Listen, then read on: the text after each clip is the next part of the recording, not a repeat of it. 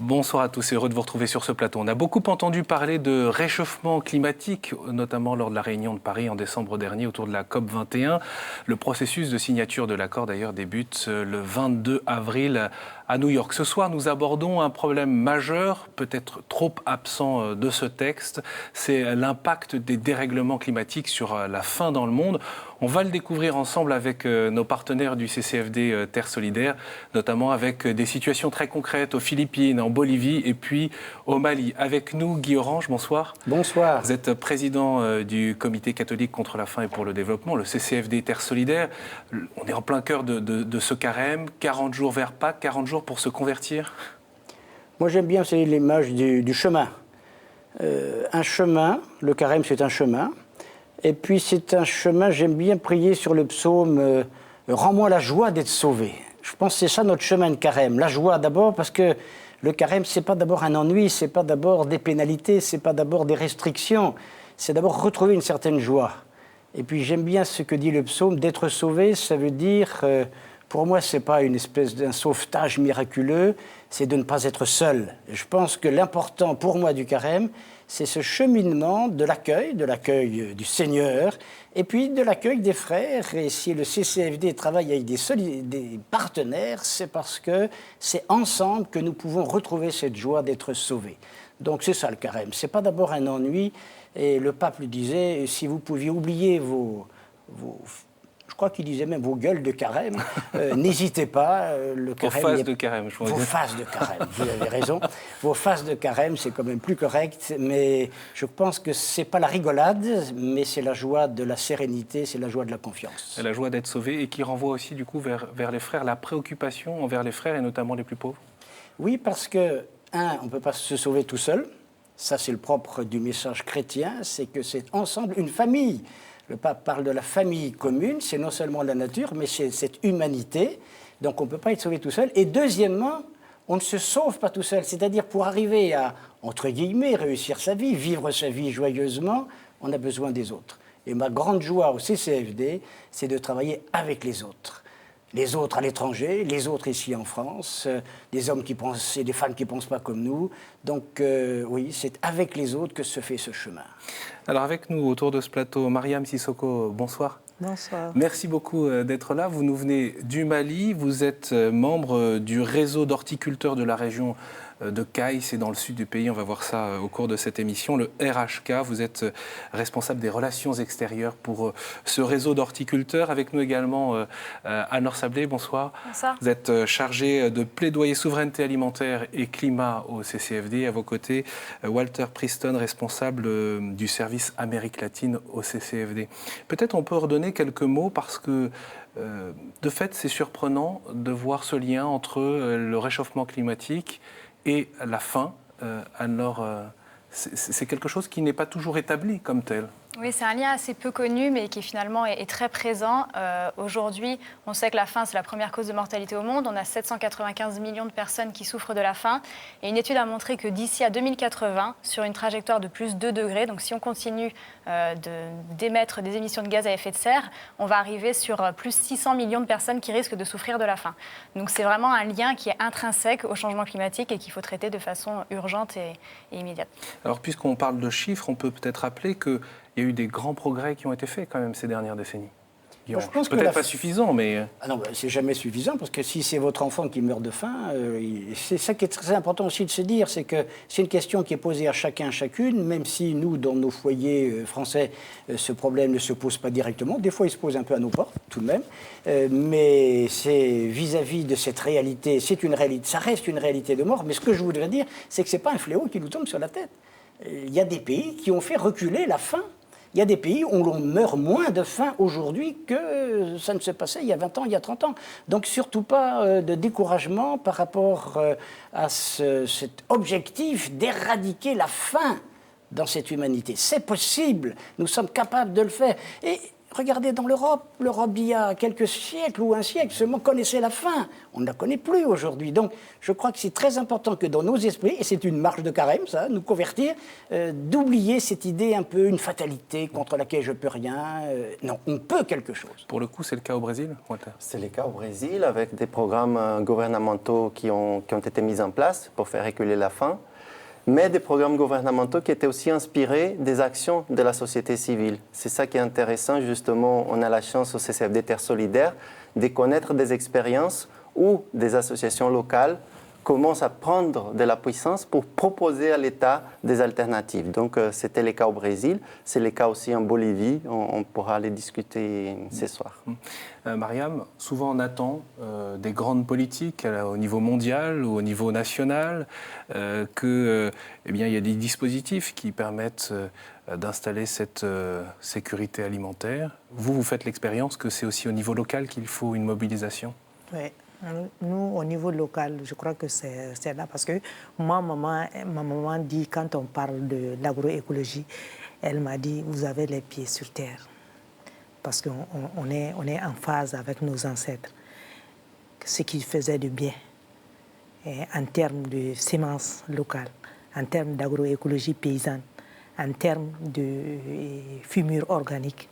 Et là, je crois que nous, on peut, parce que là, on mange ce qu'on connaît et on produit ce qu'on veut. Je crois que là, ça va bien avec la souveraineté alimentaire et au finish, on arrivera à la sécurité alimentaire. Pour bien comprendre justement ce lien entre dérèglement climatique et faim dans le monde, je vous propose un premier reportage.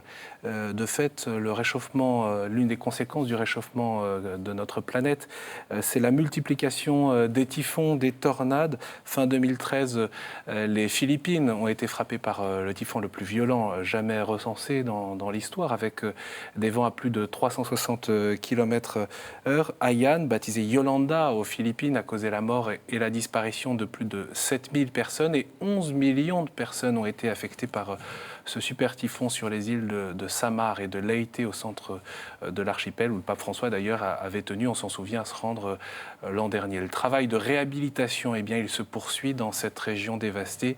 C'est ce à quoi s'attache l'un des organismes, même s'il y en a plusieurs, l'IDRF, la Fondation pour un développement rural intégré, qui travaille en partenariat avec l'Église catholique locale. Notre journaliste Charles-François Brejon est allé à leur rencontre. Le soleil s'est bien levé ce matin-là, le jour d'après. Le typhon géant Yolanda vient de frapper. Les îles de Samar et de Leyte comptent leurs morts. Culture, habitation, ports de pêche sont dévastés. Rien ne sera plus désormais comme avant. 2 ans et demi plus tard, la vie semble pourtant avoir repris son cours pour les pêcheurs du village de Tacbaran. La pêche est leur seul moyen de subsistance. Ricardo, le capitaine de l'embarcation, a réinvesti son terrain de chasse, le golfe de Leyte, en mer de Chine. Ini nga klase ng pangisdaan, ng klaseng technique. Bubo. Nilalagay lang sa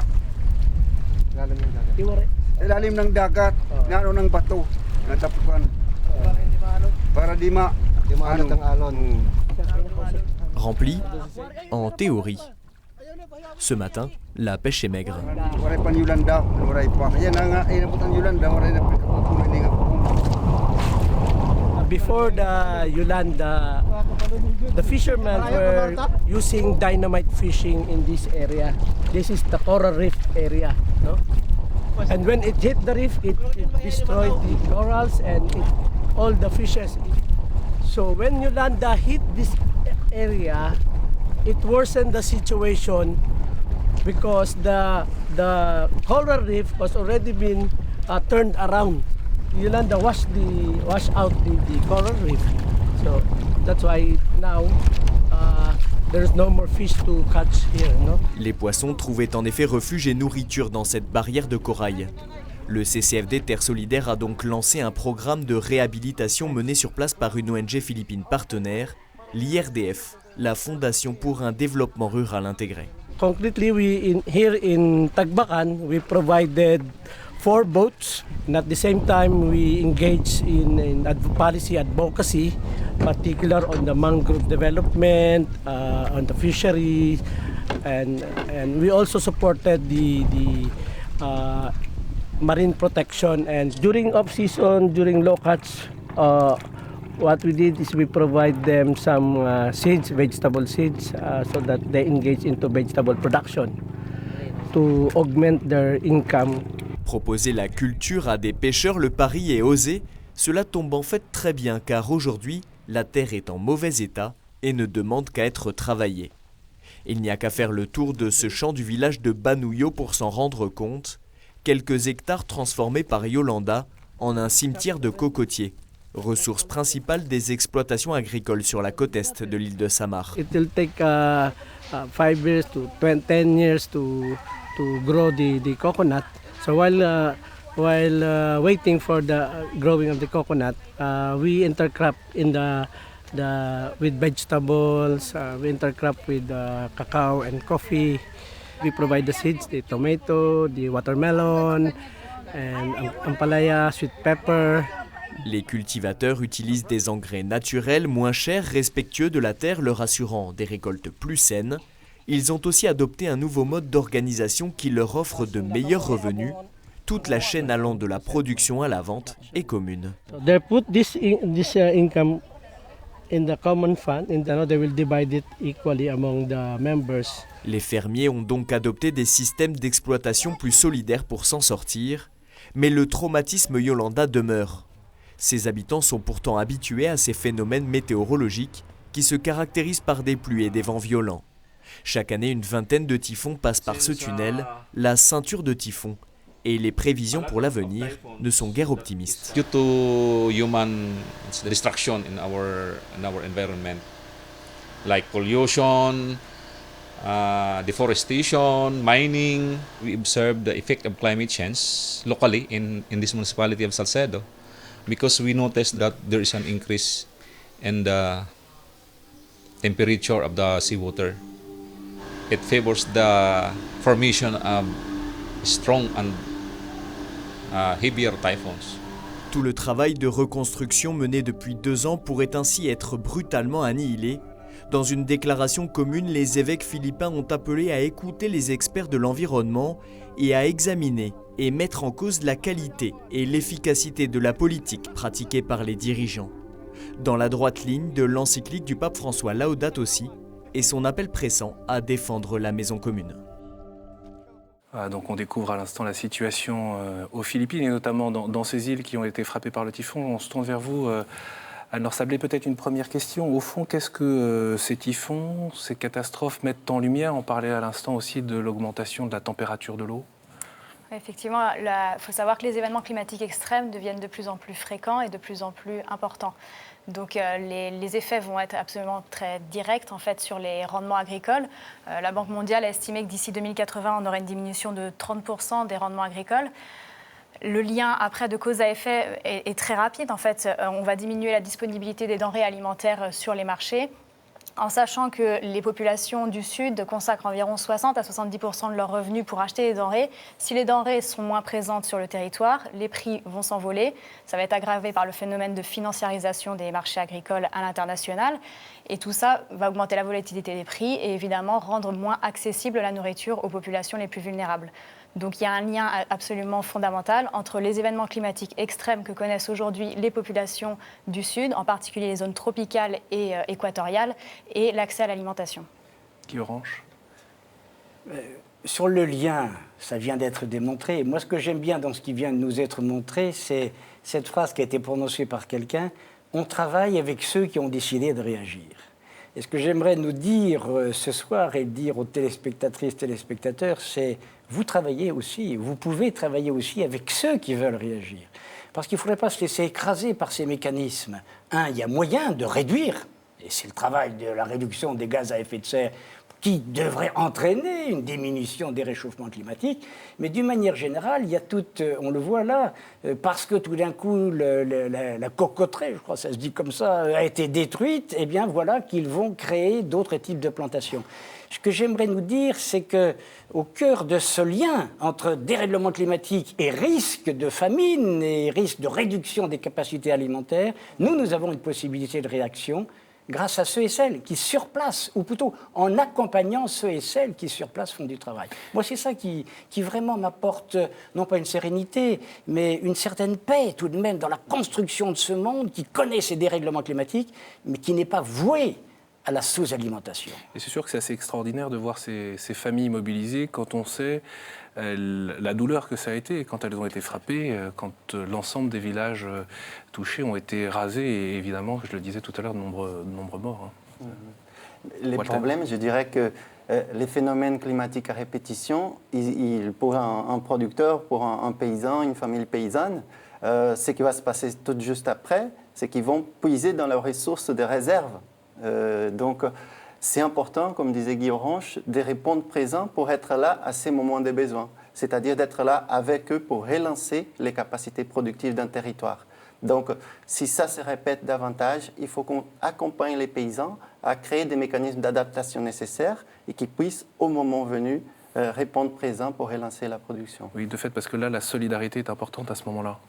Oui, s'adapter, l'adaptation, c'est quelque chose qui est inévitable aujourd'hui face au changement climatique. Les petits paysans doivent s'adapter et aujourd'hui, on connaît beaucoup de mécanismes qui peuvent permettre cette adaptation en impliquant les communautés locales. Et je pense que Mariam aussi pourra nous en parler. Vous parliez des paysans, ça concerne aussi les pêcheurs et on le voyait à l'instant. Évidemment, ça concerne aussi les ressources halieutiques. On a vu sur certaines photos des barques, des bateaux tout neufs. Mais parce qu'un certain nombre de bateaux ont été détruits. Et donc, qui va aider à ces bateaux neufs? Et en même temps, on a vu ces nouvelles plantations. Voilà les réactions. Mariam, comment vous regardez cette expérience des pêcheurs, des paysans, loin de chez vous, hein? Oui, loin de chez nous ils aussi. sont loin de chez vous, mais on est de cœur avec eux, parce qu'on est tous des petits paysans.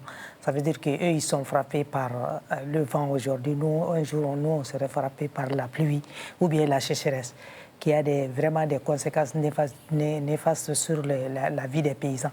Parce que si aujourd'hui on nous lie au marché, ça veut dire que le plus pauvre n'aura pas à manger parce qu'il n'a pas d'argent. Et c'est pourquoi nous on dit le réchauffement climatique a des effets négatifs sur les plus pauvres par rapport à leur nourriture. Parce que ce que j'ai dit avant, j'ai dit, nous, comme le président l'a dit, on est favorable à nous accompagner nous-mêmes par rapport à notre production réelle, ce qu'on connaît sur terre et sur notre terroir. Parce que ce changement climatique, en 2012, quand il y a eu la sécheresse au Mali, les prix ont grimpé parce que les bonnes saisons, nous sommes des majumils. Le sac de 1000, ça coûte 12 500, 15 000. Mais en 2012, c'est venu jusqu'à 30 000. Et là, vous voyez, et le réchauffement climatique aussi en 2012, ça continue jusque-là. C'est des grandes chaleurs au niveau des productions, surtout le maraîchage. Et en mars, avril, mai, si la plante, ça fleurit, les fleurs tombent, ça ne fait pas de fruits. Et là, on n'a pas de bonne récolte. Si on n'a pas de bonne récolte, on n'a pas à manger. Je crois que c'est des choses qui sont liées. Vous êtes dans le sud du Mali, hein? À l'ouest, je crois. Oui. On fait frontière au Sénégal. Et peut-être vous pourriez préciser, vous avez vu les changements climatiques, vous l'avez constaté? Je veux dire, ça peut se constater sur quelques années seulement? Non, ce qu'on a constaté, et le calendrier culturel, le calendrier de l'hivernage, soit ça vient en retard, soit ça vient en avant. Et l'autre chose aussi, on a des grandes pluies qu'on ne s'attend pas. Et là où on cultive, qu'on dit qu'on n'aura pas beaucoup de pluie, tous les récoltes vont partir. Et puis, il y a une grande chaleur, un vent sec qui a beaucoup d'impact sur les vieilles personnes et les enfants. Et aussi, psychologiquement, on n'est pas préparé. On n'est pas préparé. Si on voit de ça, c'est jamais vu. Ça veut dire que ça... Oui, parce que parfois on dit la nature est capricieuse. Oui, on croit à ça, mais quand même, c'est des choses depuis qu'on est né. C'est la première fois qu'on voit. Ça veut dire que vous voyez ce que ça fait sur l'homme. C'est du jamais vu. Et nous, on ne connaît pas une personne sans abri. On peut peut-être rappeler les variations climatiques au-delà même du Mali, mais oui, les 2015, conséquences. tout simplement, a été l'année la plus chaude jamais enregistrée. On a des projections qui sont assez inquiétantes. On est sur aujourd'hui du plus 3,5 degrés d'ici à 2100. Tant que des engagements forts ne seront pas pris par les États, on ira de toute façon vers une situation qui ira de mal en pis. Et juste pour rappeler aussi que 65% des gens qui souffrent de la faim sont des petits paysans. Et le paradoxe total, c'est qu'ils produisent 80% dans les pays du Sud de l'alimentation de leur population. Donc c'est absolument incroyable l'agriculture, à quel point elle peut être touchée par ces changements climatiques. Peut-être, Mariam, encore un mot. Du coup, comment vous réagissez? Quelles sont les dispositions qu'on peut prendre? Est-ce qu'on est contraint de subir ces évolutions, ou est-ce qu'il y a une capacité ou des moyens de réagir? Oui, il y a les moyens de réagir parce que cette agriculture paysanne qu'on est en train de mettre en œuvre, qui respecte l'environnement, qui respecte nos semences locales, qui respecte notre production à notre manière, parce qu'on avait des bonnes productions, des bonnes pratiques qu'on avait laissées.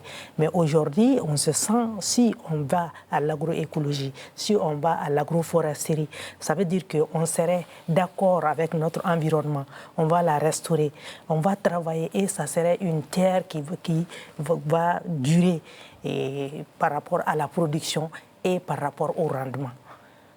Quel peut être l'impact de cette réponse humaine, de cette prise de conscience en quelque sorte face à ces dérèglements climatiques, comme au Mali ou comme aux Philippines, du coup de changer de mode de production? Il y a deux choses. Je pense, il faut changer de mode de production, et ceci au niveau international.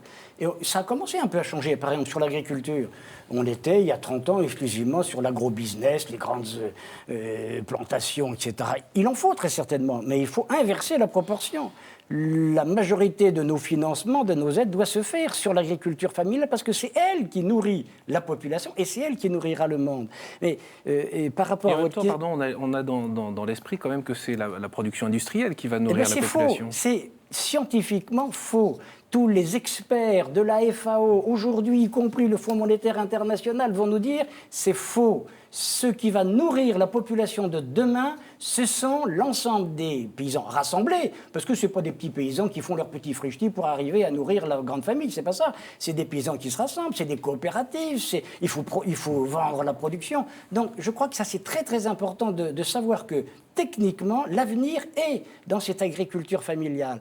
Et la deuxième chose, moi j'ai plaisir en écoutant notre ami du Mali, parce que c'est la vérification, j'ai été un tout petit peu prétentieux, de ce que le choix du CCFD, non pas d'exporter ces solutions qu'il aurait, lui, les Français sont quand même plus intelligents, donc ils auraient toutes les solutions, c'est de travailler avec les hommes et les femmes, ce qu'on appelle nous des partenaires, qui sont les mieux placés sur place pour inventer les réactions, pour inventer ces solutions. Et je pense que ce travail de partenariat, où on laisse toute la place à ceux et celles qui connaissent et qui vont pouvoir s'adapter petit à petit, je crois que là, il y a quelque chose de tout à fait extraordinaire. Donc au niveau macro, comme on dit, il faut changer de système, ça c'est très clair. Il ne faut plus mettre le paquet exclusivement sur la grande industrie, l'agro-business, etc.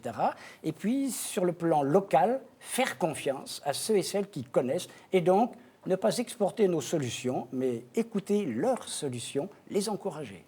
Et l'agriculture familiale, Anne-Laure Sablé, c'est une réponse à ces dérèglements climatiques, concrètement? Ça a un effet? Concrètement, c'est une réponse. Encore une fois, c'est eux qui produisent la majorité, 70% de la production alimentaire mondiale est produite par les agricultures familiales. L'agrobusiness aujourd'hui, c'est surtout de la nourriture pour le bétail, c'est des agrocarburants, c'est une autre type qui ne va pas répondre aux besoins véritables de la sécurité alimentaire des populations. Donc aujourd'hui, l'agriculture familiale, l'agroécologie paysanne, telle qu'on l'entend avec toutes ses caractéristiques, à la fois environnementales, sociales, économiques, ça c'est la vraie réponse que l'on a sur le terrain. Je pense que le pape, dans son encyclique, le rappelle très bien en parlant d'écologie d'écologie intégrale pour sauvegarder la maison commune. Et c'est bien de prendre en considération tous ces aspects et de mettre l'humain au centre de cette réflexion qui va nous permettre d'arriver non pas à des solutions purement technologiques, ce que cherchent aujourd'hui à faire les grandes industries de l'agroalimentaire, qui est de répondre à tous ces phénomènes par des technologies, des pratiques qui permettraient d'émettre moins de gaz à effet de serre. Ce n'est qu'une partie de la solution. C'est important, mais si on ne réfléchit pas avec l'être humain au centre de ce système-là et qui répondra aux besoins économiques et sociaux des agriculteurs du monde entier, on n'y arrivera pas. Ça sera un cotère sur une jambe de bois, finalement. Alors, ce qu'elle dit, je crois que c'est important, l'agroécologie paysanne. Parce que tout le monde fait de l'agroécologie. Il faut faire la différence aussi. Parce que si on dit agroécologie, quelle agroécologie? Et nous pensons que l'agroécologie paysanne, c'est ça qui nous va. Parce qu'on s'y connaît. Et les appuis, c'est des compléments. Et avec la personne au cœur de cette manière de produire. Oui. Alors, et la personne qui va aider à éviter l'accentuation de la dégradation de la terre. Qui connaît sa terre? Qui sait où il faut placer le petit barrage, le petit muret pour retenir l'eau? C'est eux. Donc même pour protéger, je dirais, les équilibres de la terre, des terres, entre guillemets, il faut faire confiance à ceux et celles qui vivent de cette terre. Alors je vous propose de poursuivre un peu notre tour du monde, en quelque sorte, des Philippines après l'Afrique avec le Mali. Je vous propose de passer en Amérique latine. Les évêques de Bolivie le pointaient il y a quelque temps, vous soulignez l'importance de la dignité et du respect de la personne. Les évêques de Bolivie rappelaient que ce sont les pauvres souvent qui souffrent des plus graves effets de toutes les agressions environnementales. Je vous propose de retrouver Gisèle et des producteurs en Bolivie. Le SICPA, c'est le centre de promotion de la paysannerie. Il a été créé par les jésuites. Il soutient le développement d'une agriculture familiale, respectueuse des personnes et de l'environnement. On en parlait à l'instant. Il défend également les cultures des populations indigènes. Nous retrouvons donc Gisèle entre la Cordillère des Andes et l'Amazonie, proche de Santa Cruz. C'est un extrait d'un documentaire réalisé par José Huerta pour le CCFD.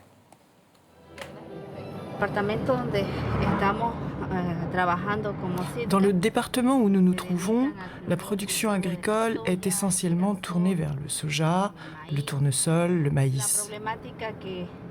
Le problème que pose ce type de culture est qu'elle continue de s'étendre au détriment des forêts et de la végétation. Comme nous pouvons le constater, dans cette région, la géographie et l'écosystème ne sont pas adaptés pour l'agriculture industrielle, car il s'agit de terres très basses, qui en période de pluie et de crue sont inondées.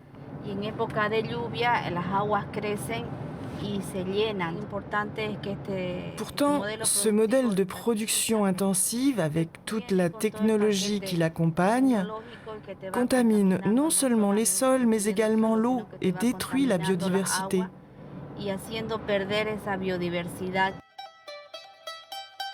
Nous sommes dans la région de Santa Cruz, entre la Cordillère des Andes et l'Amazonie. Ici, les surfaces cultivées peuvent dépasser les 15 000 hectares. Actuellement, 200 hectares sont déboisés chaque année en Bolivie. Malgré les réformes engagées par le président Evo Morales en faveur des populations d'origine indienne, ce modèle agro-industriel persiste sous la pression des grands propriétaires terriens qui n'hésitent pas à vanter les bienfaits de la production intensive comme une réponse au changement climatique et à l'insécurité alimentaire. Le changement climatique est déjà visible, mais je crois que le futur nous réserve encore beaucoup de surprises. Des sécheresses, des inondations, des fléaux ou des maladies. Quand il ne pleut pas, le maïs est attaqué par des chenilles. C'est dans ce cas qu'il faudrait appliquer les biotechnologies, les OGM, qui sont dotés d'un gène résistant à ce fléau. Si le peuple bolivien veut sortir de la pauvreté, qui est notre pire ennemi, il faut produire, générer plus de travail, plus d'opportunités pour le peuple bolivien. Malgré ces arguments, ce modèle agro-industriel favorise la concentration des richesses et une perte de la biodiversité qui ne font pas du tout l'unanimité en Bolivie. Les petits producteurs en sont les principales victimes. Accaparement des terres, volatilité des prix agricoles, diminution des cultures vivrières, déplacement des populations locales. Cette situation provoque des conflits entre petits et grands producteurs. Pour faire face à l'extension de l'agro-industrie, le SIPCA a mis en place des projets de soutien aux petits producteurs à travers la création de systèmes agroforestiers.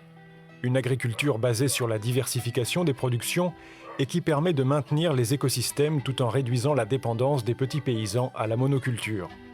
Nous sommes dans l'exploitation de la famille Cuentas, une des familles de la région qui, suite à un incendie, a eu le courage d'abandonner la monoculture. Voici ce que nous produisons. Il y a certains produits qui ne sont plus de saison. Mais ceux-ci sont les produits qu'on récolte en ce moment. Voici des oranges. Ceci est un citron. Voici du cacao en grains. Et ici, le chocolat artisanal. Voici le café artisanal que l'on vend également. Tous les produits qui sont cultivés chez nous sont écologiques. Avant, j'étais dans la monoculture. On ne cultivait que du riz, du maïs. Et depuis l'arrivée de Sipka, tout a changé. Ils nous ont aidés techniquement et matériellement. Ils nous ont également soutenus moralement. Ils nous ont fourni des semences. Ils nous ont accompagnés techniquement. Ce que je constate, c'est que les familles pensent que la monoculture génère de l'argent à court terme. Le problème est que bien souvent, les petits producteurs doivent s'endetter pour pouvoir récolter. Il y a aussi le problème du climat. Quand il pleut trop, il n'est pas possible de récolter. Tout le riz est perdu et doit être abandonné dans le champ. Avant, on pouvait travailler 8 heures d'affilée. Maintenant, il fait trop chaud.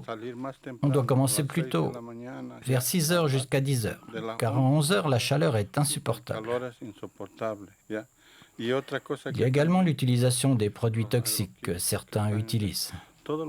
Ils contaminent nos terres. Regardez, ce café est jaune, alors que l'autre là-bas est rouge. Un des avantages des systèmes agroforestiers est de pouvoir contrôler le taux d'humidité en gérant les variétés disponibles, mais aussi l'équilibre entre l'ombre et la lumière. La terre est nourrie naturellement par la diversité des espèces. À ce titre, l'agroforesterie est un des moyens de s'adapter efficacement aux dérèglements climatiques. Un autre avantage des systèmes agroforestiers est l'implication de toute la famille dans la gestion des parcelles. La famille Cuentas a définitivement adopté ce modèle agricole et joue un rôle moteur dans la région pour convaincre d'autres familles de faire le pas. En découvrant cette expérience du SICPA et puis des producteurs de Bolivie, c'est étonnant de voir les convergences des problématiques. Vous êtes à des milliers de kilomètres et pourtant on a un peu l'impression de vous entendre aussi. Mariam Sissoko. Oui, parce que on pense la même chose. On pense la même chose parce que nous, dans le temps, ce que nos parents nous disent, ce n'est pas la monoculture. Parce que chez nous, par exemple, on cultive le mil, on met le haricot dessus. Et des fois, en région de Sikasso, on cultive le mil, on met la patate douce dessous. Mais avec cette monoculture et cette technique qui était venue en déboisant, en faire une culture, et on nous a déconseillé de laisser tout ça. Mais aujourd'hui, on voit que le haricot a un rôle important pour la restauration du sol. Et il est sous le mil. Et là, on a 2 récoltes en même temps. Le sol est enrichi et on a de la bonne récolte. Je crois qu'avec l'expérience de la Bolivie, on a les mêmes, on va dans les mêmes directions, on a les mêmes pensées et on pense que c'est ça le bon chemin des petits producteurs. Parce que déjà, il a fait un constat. Il a fait un constat et il a jugé même, il a tranché. Oui, justement, Walter Preston, il y a cette illusion du revenu avec la monoculture, ce qu'on a longtemps présenté comme un progrès en quelque sorte. Et ça reste, ça continue à être présenté comme la solution d'avenir. Néanmoins, nous sommes bien placés avec l'aide de nos partenaires pour montrer que souvent ce sont des fausses solutions. Parce que par exemple, quand on arrive à Santa Cruz de la Sierra en Bolivie, en avion, on voit très bien des monocultures mais immenses ou des terrains qui sont pour des pâturages et du bétail. On dit d'ailleurs que le bétail de la Bolivie est le plus heureux au monde parce qu'une vache à 50 hectares à elle tout seule. Donc, l'élevage extensif, oui. Et l'élevage extensif et même les monocultures extensives, mais intensifs en entrant agricole et externe. Ce qu'on voit là dans les reportages, c'est très clair. La dynamique en marche quand on promeut cette agriculture industrielle est une dynamique qui promeut la dépendance des agriculteurs, la dépendance des paysans. Et là, justement, l'exemple des SIPCA ou l'exemple du Mali est de comment les paysans, les paysannes reprennent en main leur culture, leur territoire. Donc montrer qu'il y a un autre modèle agricole est possible, viable économiquement, socialement, productivement. On parlait là et on entendait aussi en quelque sorte ce rapport de force entre multinationales et petits producteurs. Ça ne peut passer qu'à travers un rapport de force aujourd'hui. On peut imaginer un autre type de relation. Je dirais que c'est surtout de la pédagogie économique actuelle. Hein. C'est de la pédagogie. Parce que par exemple, les grands producteurs qu'on a vus dans les reportages, il est convaincu que les OGM, c'est la solution pour la Bolivie ou pour nourrir l'humanité. Donc, parce qu'il y a beaucoup de publicité faite pour ces intrants chimiques et intrants technologiquement modifiés externes. Néanmoins, ce qu'ils font les partenaires du CCFDT Solidaire, Terre Solidaire, c'est justement de la pédagogie pour montrer qu'un autre modèle est possible. Donc, la pédagogie dirigée aux producteurs eux-mêmes, parce que souvent, et comme disait une des techniciennes de SIPCA, ils croient que les revenus de court terme, c'est la solution. Néanmoins, ils ne prennent pas en compte la dépendance que ça va engendrer. Et quand on adopte les systèmes agroforestiers, c'est justement de montrer que cela est plus en accord avec les écosystèmes locaux. Qu'est-ce qu'on appelle agroforesterie ? Donc justement, les systèmes agroforestiers, c'est des systèmes où on utilise la couverture végétale sur les sols pour garder les taux d'humidité constants. Et dans les systèmes productifs agroforestiers, on va installer des cultures à différents niveaux, différents étages écologiques, de pouvoir, avec l'ombre, gérer la production des différents aliments. Et ça, dans le temps, les producteurs vont voir des résultats à partir de la première année. On commence par des bananiers, ensuite on a des caféiers, des cacaoyers, et ainsi de suite, avec quelques arbres madérables quand même, pour pouvoir générer des ressources pour la famille. Si on reste sur l'Amérique latine, Walter, vous nous dites que l'agroforesterie, l'agriculture familiale, c'est la solution pour la sécurité alimentaire, pour respecter l'environnement. Et pour autant, on voit bien que ce n'est pas forcément la pratique qui est forcément encouragée dans l'ensemble des pays d'Amérique latine. Au bout de combien de temps on devrait se rendre compte qu'il faut changer ? On est en train de changer. Comme disait Guy Orange en début de l'émission, il y a eu des progrès faits dans la matière. Mais c'est un effort de tous les jours, c'est-à-dire ce qu'on peut faire de faire connaître ces systèmes agroforestiers, de faire que ces organisations arrivent à en parler à leurs gouvernements locaux et nationaux. Tout ça demande de l'effort et du temps. Mais je crois qu'on est sur la bonne voie de promouvoir des changements structurels. Alors si on est sur la bonne voie, est-ce que vous êtes inquiet par rapport à la réalité actuelle ? Je veux dire, si on fait une photographie actuelle de ce qui se passe en Amérique latine ? Effectivement, aujourd'hui, on peut dire que les modèles agricoles au niveau international conduisent à des systèmes qui ne sont pas respectueux de l'environnement. Donc, il faut effectivement qu'on redouble d'efforts en direction de nos gouvernements, mais pour montrer qu'effectivement, c'est cette agriculture qui alimente le monde. 70%, disait Anne-Laure Sablé, de l'humanité est nourrie par la production des agriculteurs familiaux. Alors, pour quelles raisons, parce qu'on l'a évoqué, pour quelles raisons, au fond, la COP21 et l'ensemble des négociations entre les États sur le réchauffement climatique traitent si peu de la problématique de la faim ? Si elle est si peu traitée, c'est parce qu'elle est éminemment politique. Traiter la question de l'agriculture... Politique en quoi ? Quand il y a quelqu'un qui meurt de faim, en quoi est-ce que c'est un problème Parce que la vraie question de tout ça, ce n'est pas de parler d'agriculture ou de ne pas parler d'agriculture, c'est de différencier des modèles agricoles. Donc c'est de remettre en cause des modèles agricoles qui sont promus dans un certain nombre de pays depuis des années, avec des systèmes de subventions, avec des accords internationaux commerciaux. Donc tout un système, c'est le remettre en cause, se questionner sur ce système et éventuellement changer de système. Donc les pays n'ont pas été prêts au moment de la COP21 à aborder ce sujet qui était sensible pour des grands pays exportateurs tels que l'Argentine, l'Inde, dont l'agriculture repose sur l'exportation. La question, elle est éminemment politique aussi, économique, pardon. Et donc c'est un tabou. Finalement, l'agriculture, au niveau des négociations sur le climat, c'est un tabou, alors qu'en fait... On le voit même au niveau européen. Enfin, alors qu'on voit que c'est central. L'agriculture, c'est, si on prend en compte le changement d'usage des sols, c'est-à-dire quand on va enlever de la forêt pour transformer en terre agricole, on est à 25% des émissions de gaz à effet de serre. Si on va même du champ à l'assiette, c'est-à-dire du lieu de production jusqu'à ce que ça arrive dans nos assiettes, en prenant en compte le transport, la congélation, on monte jusqu'à 44 à 57% des émissions de gaz à effet de serre mondiales. Redites-nous ça, c'est-à-dire que la production agricole. Voilà, si on prend tous les intrants des en compte, les herbicides, les pesticides, les OGM, le transport de ces marchandises lorsqu'on fait de l'exportation, mais aussi le système de réfrigération, de congélation dans les magasins jusqu'à notre assiette, ça concerne jusqu'à 57%. C'est un rapport de l'association Grain qui a montré ça très récemment.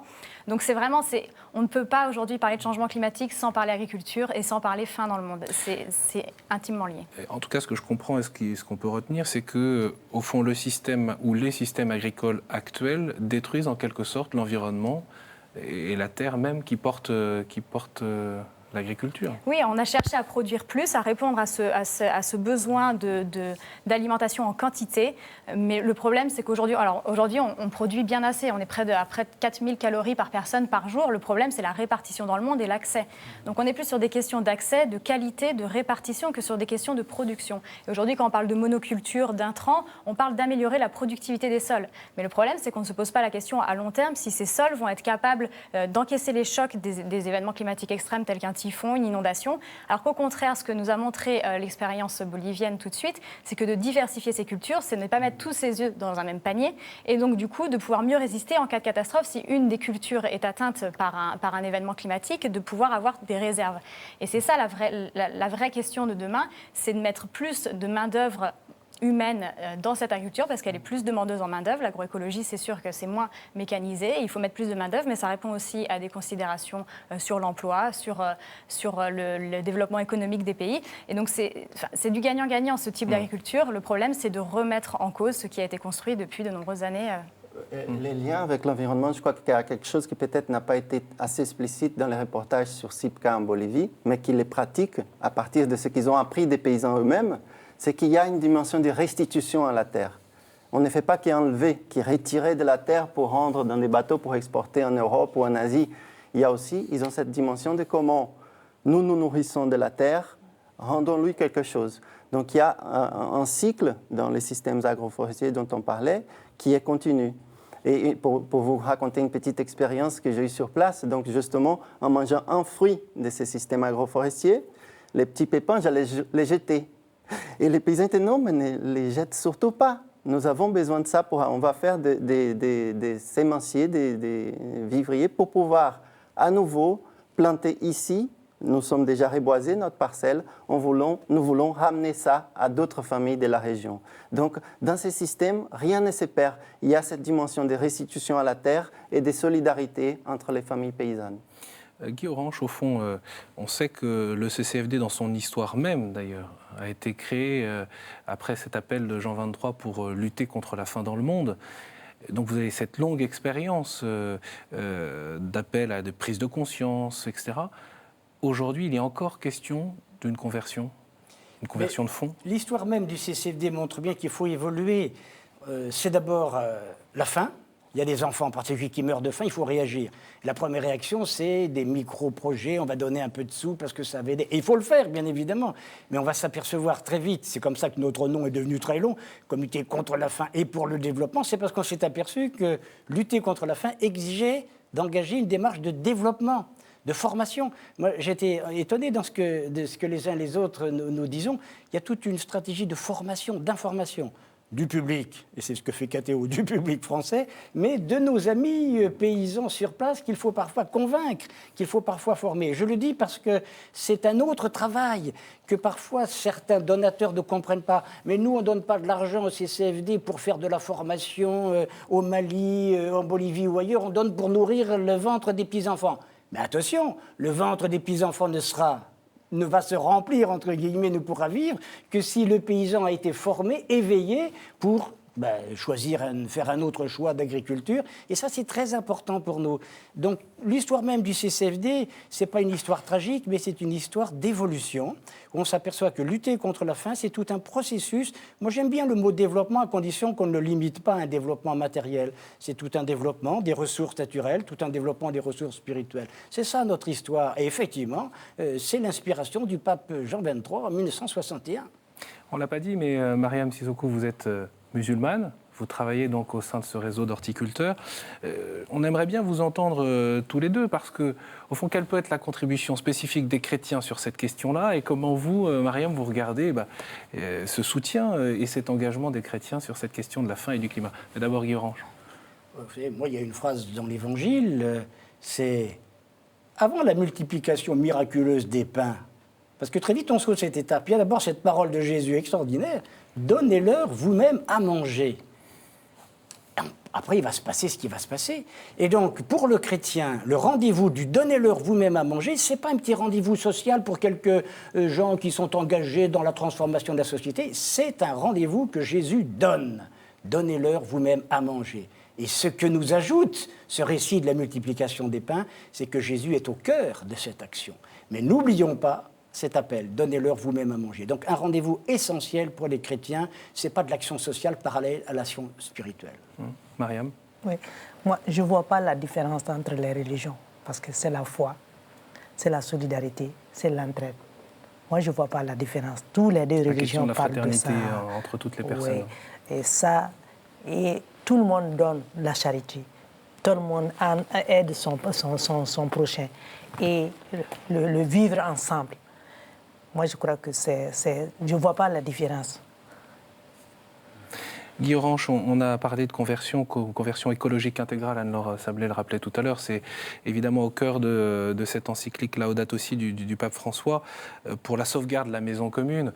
Le pape François dit nous ne pouvons, au fond, pour arriver à cette conversion écologique intégrale, nous ne pouvons pas avoir une spiritualité qui oublie le Dieu tout-puissant et créateur. Autrement, nous finirions par adorer d'autres pouvoirs du monde. Ou bien nous prendrions la place du Seigneur au point de prétendre piétiner la réalité créée par lui sans connaître de limites. Vous savez, pour toutes les démarches spirituelles, mais spécialement sans doute pour la démarche inspirée de la Bible, c'est la lutte contre les idoles. Et aujourd'hui, les papes, mais ce n'est pas d'aujourd'hui, car les papes le disent, une des idoles contre laquelle il faut lutter, c'est le Dieu argent. Je n'ai rien contre l'argent, j'en vis, j'en ai besoin. Mais attention à ne pas l'idolâtrer au point de faire des systèmes agricoles, des systèmes de formation. On n'a pas toujours conscience que ça... Non, mais c'est... Il y a des conséquences. Mais c'est pour ça que CCFD Terre Solidaire est heureux de venir à KTO, pour pouvoir partager cette expérience au cœur de la foi et au cœur des réalités sociales. Oui, on n'a pas conscience parce que c'est difficile, puis parce qu'on vit, nous, plutôt confortablement. Donc, heureusement qu'il y a des amis de Bolivie, de Mali ou d'ailleurs qui viennent nous réveiller. Donc là, il y a une démarche commune, et j'aime bien ce que vous disiez sur c'est ensemble. C'est le mot solidarité, souvent les gens le voient d'une manière trop technique, mais c'est le mot ensemble, famille humaine. Vous savez que ce mot famille, maison commune, famille humaine, on le retrouve bien sûr dans les textes de la pensée sociale de l'Église, depuis toujours d'ailleurs, depuis le IVe siècle, mais on le retrouve aussi dans les textes de la société mondiale à travers les textes de droits de l'homme. La Déclaration universelle de 1948, qui voulait réagir contre ce qui s'est passé pendant la guerre, nous parle de la famille humaine. Eh bien, la grande étape, et je pense la grande opportunité d'aujourd'hui, c'est prenons la responsabilité de l'ensemble de cette famille humaine. Sur cet engagement contre la faim, les jeunes générations sont visiblement moins sensibles. Alors, lesquelles ? Les nôtres, parce qu'elles souffrent moins directement de la faim. Et puis je pense aussi, et nous portons une petite part de responsabilité, c'est que pour être sensible à un défi, il faut que les générations d'avant leur aient montré que c'est possible de le relever. Moi, je suis en contact avec beaucoup de jeunes, et c'est un peu de scepticisme, pour le moins, qu'ils nous opposent. Eh bien, c'est à nos amis, partenaires, de dire ce scepticisme n'a pas lieu d'être. On peut relever le défi de la faim. Et alors je crois que nos jeunes, y compris nos jeunes Français, seront davantage sensibles au défi de la faim dans le monde. Je souligne que vient de sortir l'un de vos ouvrages, un ouvrage d'entretien avec Chantal Joly aux éditions Salvator, Justice sur la terre comme au ciel, Guy Orange, et vous évoquez ce rapport générationnel à la solidarité, et vous dites au fond peut-être que ça s'explique en partie du fait de la réaction à la précédente génération et aux postures qui ont été prises. Moi, je crois peut-être que nos générations, en particulier de catholiques, ont donné l'impression qu'on allait sauver effectivement, transformant la société. Je crois toujours qu'on va pouvoir le faire. Mais peut-être qu'on n'a pas replacé, et c'est ce que fait l'encyclique du pape François, replacer ça dans une démarche spirituelle intégrale, complète. Vous parliez tout à l'heure de création. Il nous faut réfléchir sur ce que c'est qu'être une créature. Et qui est notre Dieu créateur? Le Dieu créateur, c'est d'abord un Dieu qui aime. Avant d'être le Dieu tout-puissant qui va faire ceci ou va faire cela, il est d'abord celui qui aime et celui qui souffre quand des enfants ont faim. Donc voilà, oui, voilà que les dérèglements climatiques, voilà que le problème de la faim nous amène à nous, chrétiens, réfléchir sur c'est quoi la création, le geste de création. Et moi, je suis très remonté, très regonflé par les paroles du pape qui nous dit « mais c'est d'abord le geste de l'amour que Dieu vous propose ». Merci beaucoup à tous d'avoir participé à ce plateau. Alors pour ceux qui veulent en savoir plus, je renvoie volontiers au site internet du CCFD Terre Solidaire où vous trouvez à la fois les différents partenaires, des analyses sur les contextes et puis bien sûr, je renvoie à cette adresse pour soutenir, on peut le rappeler, la première ONG de développement française, le CCFD Terre Solidaire, dont l'adresse s'affiche à l'instant sur votre écran, 4 rue Jean Lantier. Dans le 1er arrondissement à Paris, vous avez également le numéro de téléphone. On peut aussi rappeler que le CCFD a la charge d'animer la campagne de Carême, mission confiée par la Conférence des évêques de France et différents partenaires comme Mariam Sissoko vont sillonner la France pour donner leurs témoignages un peu partout. Donc merci beaucoup à chacun d'entre vous, Anne-Laure Sablé, Walter Priston, Mariam Sissoko, merci beaucoup à Guy Ranche d'avoir été notre invité. Bien sûr, vous retrouvez cette émission sur le site web de KTO. Je remercie également ceux qui ont contribué à la préparation de cette émission au CCFD. Je pense particulièrement à Véronique de Martignac et Eleonora Tremontazzi. Et puis bien sûr, merci aux équipes de KTO Mobilisées pour cette émission spéciale. Très bonne soirée à tous et à très bientôt.